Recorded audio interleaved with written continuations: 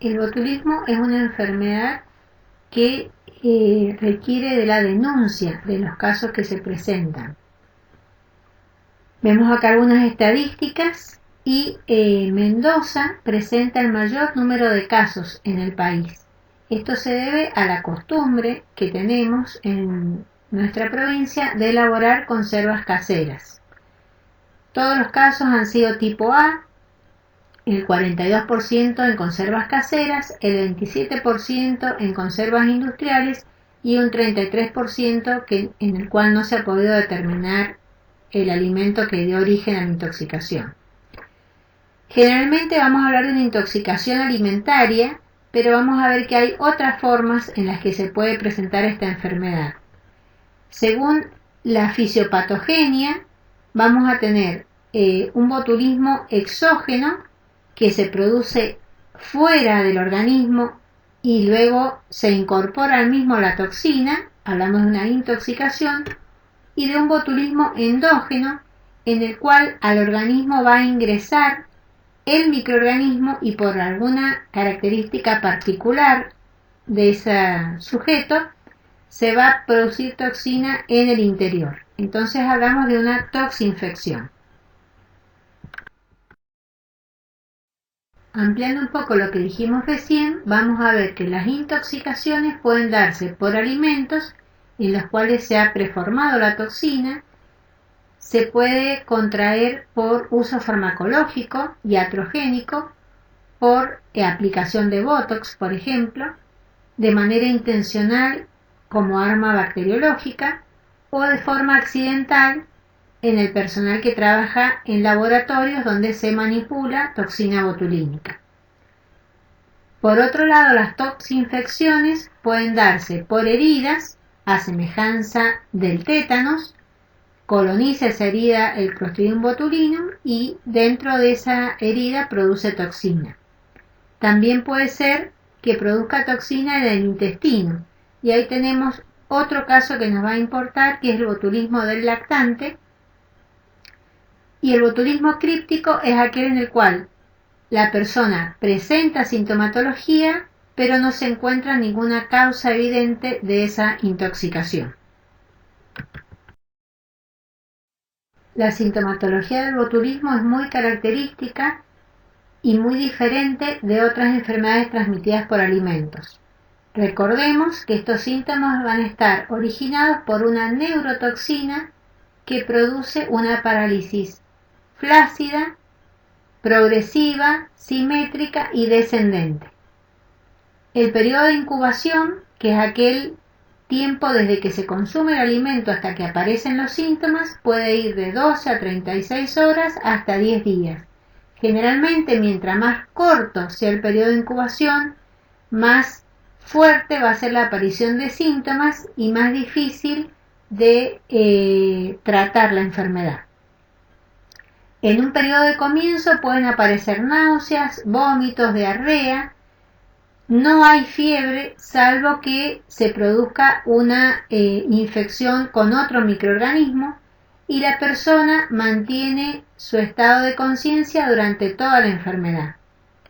En el periodo de estado, que es aquel en el cual aparecen los síntomas, comienzan progresivamente a nivel de ojos a aparecer una visión borrosa. Diplopia quiere decir visión doble, midriasis es que se dilata la pupila y la ptosis parperal es que no pueden mantener los ojos abiertos, se caen los párpados justamente porque los músculos no están inervados.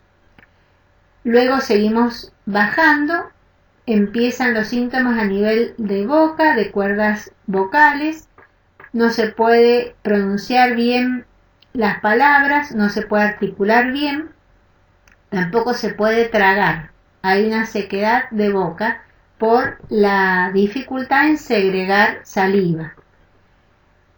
Hay una constipación y retención urinaria y luego comienzan los síntomas a nivel de los miembros superiores y luego de los miembros inferiores.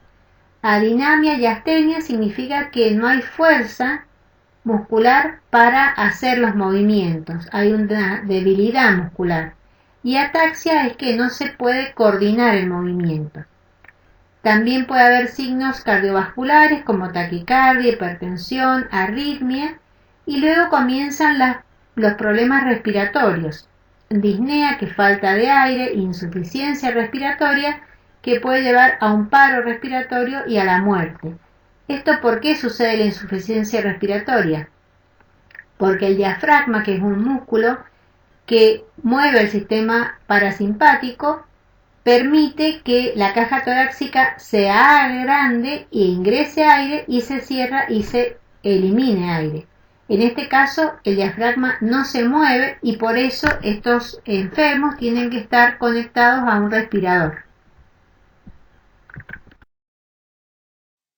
Vemos en estas fotos a un chico que presenta el síntoma de ptosis parperal, que no puede abrir los ojos.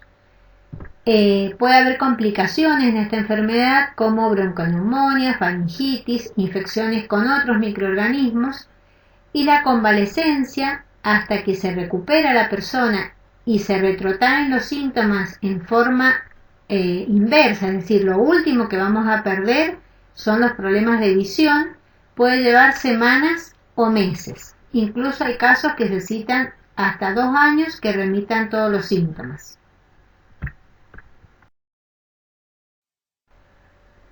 Vamos a ver los resultados de un estudio que se hicieron sobre 55 brotes.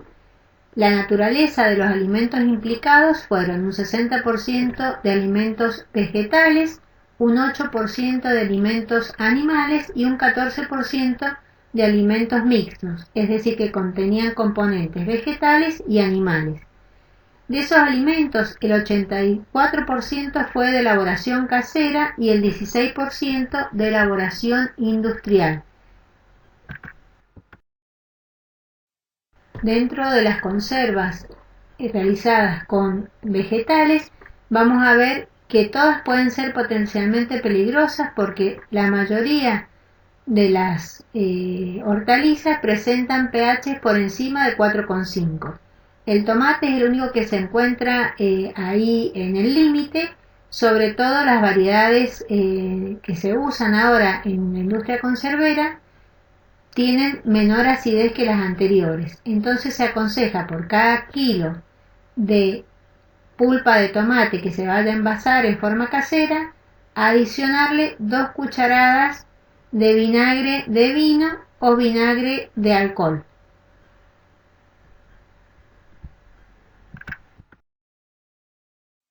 Dentro de los alimentos de origen animal implicados en estos brotes estudiados, el mayor porcentaje es para quesos, son quesos elaborados en forma artesanal, generalmente de leche de cabra. También chorizos, picadillo de carne, jamón crudo. En general, los alimentos de origen animal están más implicados en casos de botulismo en Europa, porque la cepa que predomina en ese lugar es el tipo B, que se encuentra más comúnmente en conservas animales. En los alimentos mixtos vemos que muchos de ellos son escabeches. Los escabeches se hacen con el agregado de vinagre. Entonces podemos pensar que por qué aparece esta enfermedad en alimentos en los cuales se ha agregado vinagre, que es ácido. Sin embargo, tenemos que saber que el pH que va a importar es el pH total del alimento. Y nosotros, además del vinagre, que es ácido, estamos agregando hortalizas, estamos agregando carnes que van a hacer variar el pH, subiendo el valor del vinagre y por lo tanto permitiendo que si han llegado esporas de Clostridium botulinum a ese alimento, sobrevivan, crezcan y produzcan toxinas. Vemos en estas fotos a un chico que presenta el síntoma de ptosis parperal, que no puede abrir los ojos. Puede haber complicaciones en esta enfermedad como bronconeumonía, faringitis, infecciones con otros microorganismos y la convalecencia hasta que se recupera la persona y se retrotraen los síntomas en forma inversa, es decir, lo último que vamos a perder son los problemas de visión puede llevar semanas o meses. Incluso hay casos que necesitan hasta 2 años que remitan todos los síntomas.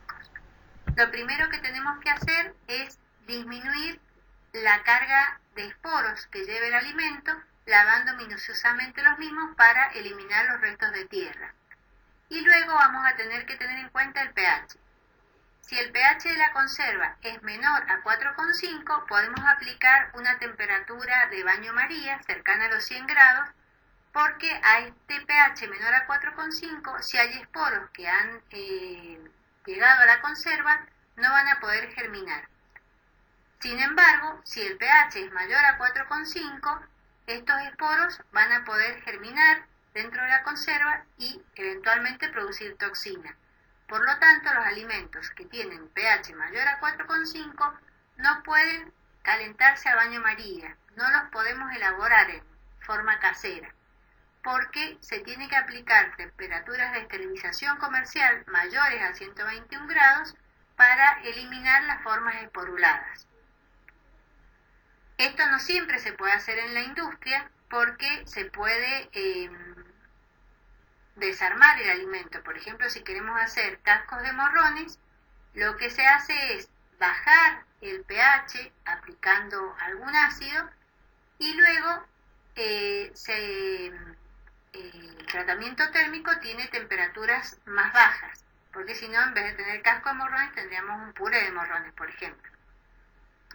También se puede agregar a las conservas o a otros tipos de alimentos que van a tener condiciones anaeróbicas, como por ejemplo las carnes, los embutidos, los jamones. Se puede agregar cloruro de sodio, también nitritos, que el problema que traen es la producción de nitrosaminas que son cancerígenas. Se pueden agregar polifosfatos, disminuir el pH con distintos ácidos, por ejemplo ácido sórbico o sorbato de potasio. Podemos incluir en los alimentos algunos antibióticos como la nicina, algunas especies también. No es el caso del ajo, porque si bien el ajo tiene características bactericidas muy importantes, el Clostridium botulinum puede crecer en presencia de ajo y es una fábula eso de que si le agregamos un ajo a la conserva de tomate y se pone negro, esta está mala, y si está blanco, la conserva está buena. No tiene nada que ver el ajo. También el tratamiento de ahumado, como se hace tradicionalmente,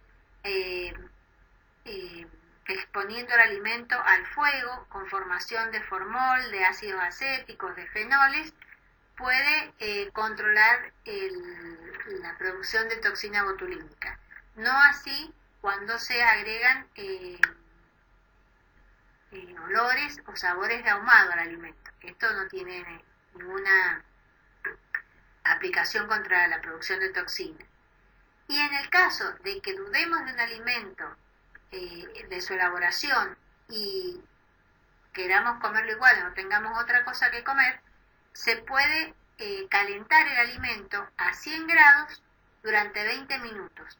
Si hay toxina formada en el mismo, la toxina, recuerden que es termolábil, se puede eliminar de esta manera, pero se debe calentar el alimento con mucho cuidado, sin abrir el envase, para que nadie se tiente de chupar una cuchara o de probarlo, porque puede contraer la toxina antes de que ésta sea destruida con el calor. Vemos en estas fotos. Vamos a ver los resultados de un estudio que se hicieron sobre 55 brotes. La naturaleza de los alimentos implicados fueron un 60% de alimentos vegetales, un 8% de alimentos animales y un 14% de alimentos mixtos, es decir, que contenían componentes vegetales y animales.